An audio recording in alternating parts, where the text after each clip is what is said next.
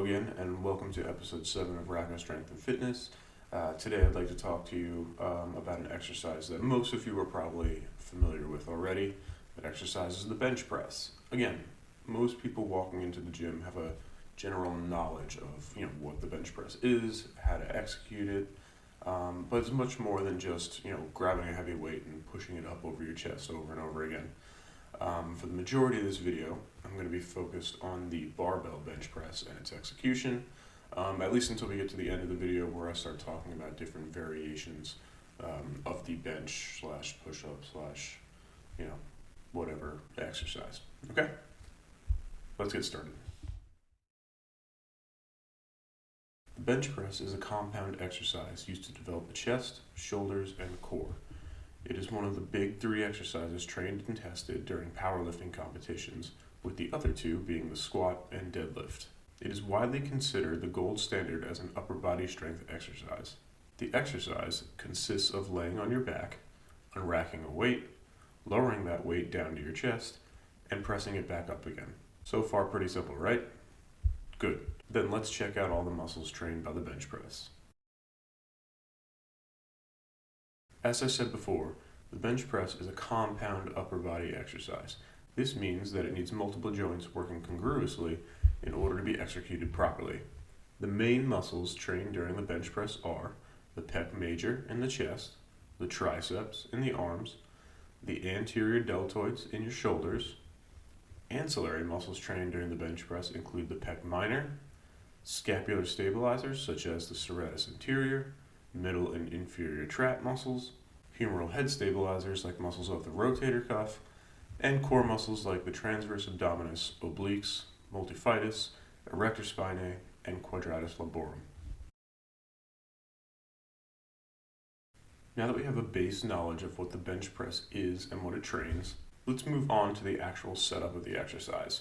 We start by laying back on the bench. Line your body up so your eyes are beneath the bar. Hand placement will differ from person to person, but it should generally be that 1.2 to 1.5 times your shoulder width, just like when we set up for the pull down. This is because at the bottom of the bench, we want our hands to remain directly stacked over our elbows. Be aware of where the bar is placed in your hands. You want the bar to sit toward the bottom of your palm on the fatter part of your hand. But be careful. Too low in the hand and you won't be able to get a good grip. Too high and the weight will press your wrist backwards, causing unnecessary stress on the wrist. Practice with an empty or light bar to figure out the best hand positioning for you before adding extra weight. Once you have your grip situated, we need to prepare the rest of the body to handle the added weight. We do this by creating tension in the body. Most lifters talk about 5 points of contact. These points being your feet, butt, shoulders, head, and hands. We already have our hands on the bar, so we'll start with our feet and work our way back up the body. Your feet are what ground you. Without your feet on the ground, you lose a lot of leverage in your lift. Now, if you're not competing in a powerlifting competition, it may not be necessary for you to reach your feet all the way back behind you, but you do need to keep them on the ground to keep the rest of you from sliding about the bench.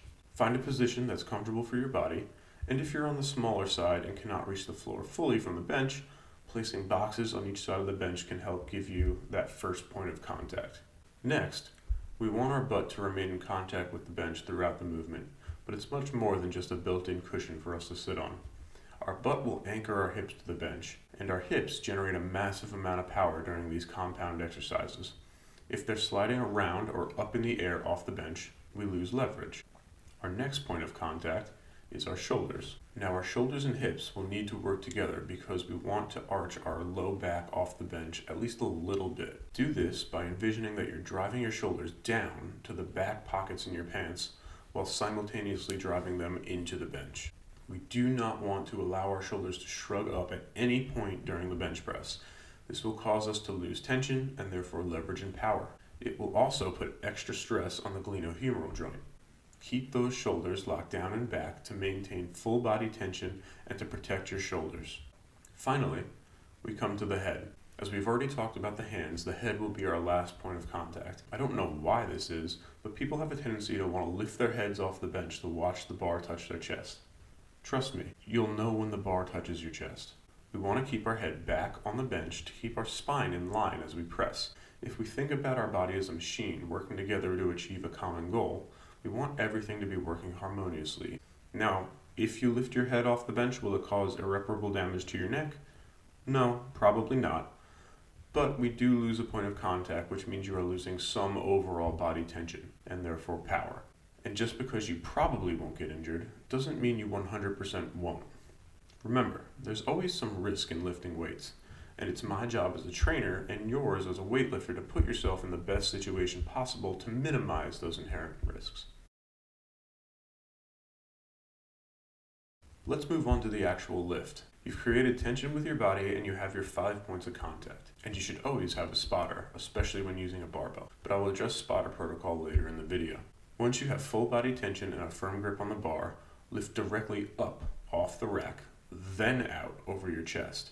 Do not do these movements simultaneously, as it could accidentally hit the rack and become loose in your grip. Once the weight is securely in your hands and directly over your chest, breathe deep into your belly and squeeze. Remember, this is called a valsalva, and it helps to create internal pressure in your body to keep spinal stability.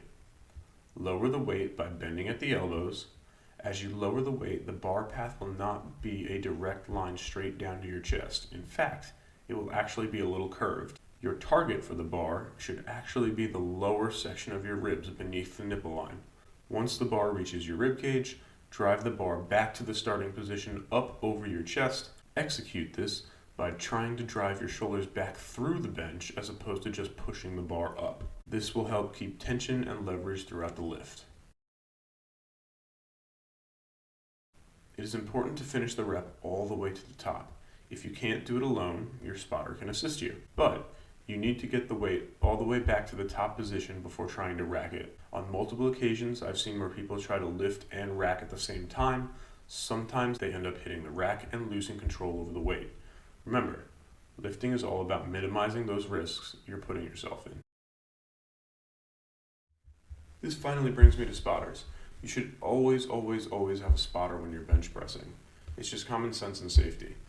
Spotters, it's your job to be as present or non-existent as the lifter wants you to be.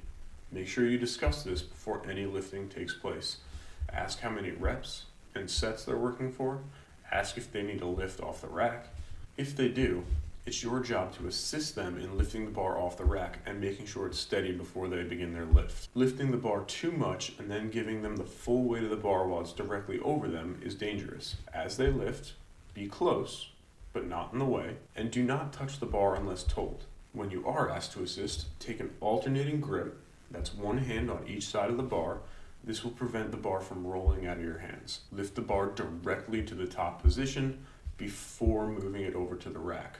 Again, we don't want to lift and rack at the same time. This just increases accidents and injury. Obviously, the variation focused on in this video was the barbell bench press. Other barbell benches include the incline and decline bench press. You can also perform the bench press with dumbbells or cables. These variations allow a separation of the arms so that a dominant side cannot assist a weak or failing side. The push-up and all of its variations is another way to change up the bench press if you don't have weights accessible to you. You can also use dips to hit your chest as long as you do not assume an overly upright posture during the lift. Most gyms will have a variety of bench or chest press machines. These can include flat or seated bench, incline, isolateral, wide grip, and the list goes on. And for those of you who maybe have weights but no bench, or if you need a little extra shoulder stability, the floor press is another excellent variation of the bench press that may be perfect for you. As always, programming the bench press depends on your training program and goals. Trying to get a strong chest? Hit that bad boy early and heavy. Looking for more volume? Slightly lighter weights and sets of 8 to 12 may be what you're looking for. Don't forget, different variations of the bench press will shift the focus to different parts of the chest.